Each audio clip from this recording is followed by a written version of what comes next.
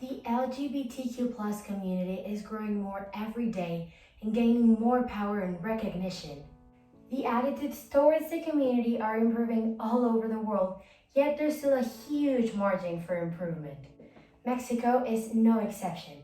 With its conservative culture and rooted values, a hostile environment is created, and the members of the community struggle every single day just to be their true selves. Grapes and cookies. That's what I was snacking when I saw my best friend got beat till bled. Awful is what it was.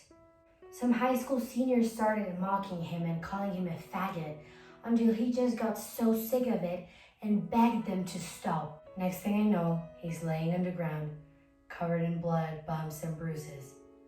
From that day on, I knew things drastically needed to change in our country. I was so angry about what happened to my best friend that I started researching and soaking of knowledge in the area. I watched documentaries, read articles, watched interviews, everything there was in order to really understand the fundamentals of the community. Then my priority became focusing just on Mexico and really trying to understand. Why is it so hard for a country to evolve and relearn? Why is it so hard for people to understand that what's different from them, from their culture and their beliefs is not wrong but just different? According to the National Survey of Discrimination made by INEGI in 2017, the percentage of lesbians, gays, and bisexuals in Mexico was of 1.9%.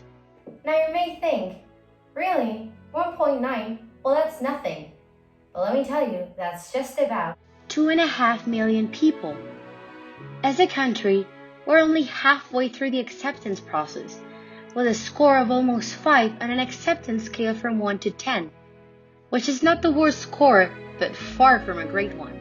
After a lot of research, a survey at my school was held, and the purpose of it was for students to be able to propose different subjects that they would like to learn. And so I proposed learning about the LGBTQ plus community. Of course, I thought they're never going to choose it. It's a very risky, very touchy subject the school's going to think. And against all odds, it got accepted. I was on cloud 9.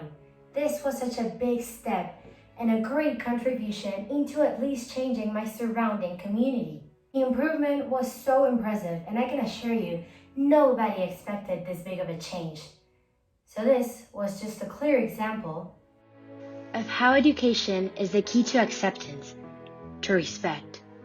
So governments can hold as many surveys as they want, make changes in discrimination laws, and that helps. I'm not saying it doesn't, but any policy that they apply towards the solution of this problem has got to be accompanied by the key activity that they need to implement, which is educating our citizens. It may seem like you can't do much, like you don't have much say, but change starts in your closest circle. And remember, a small change is better than no change at all. Thank you.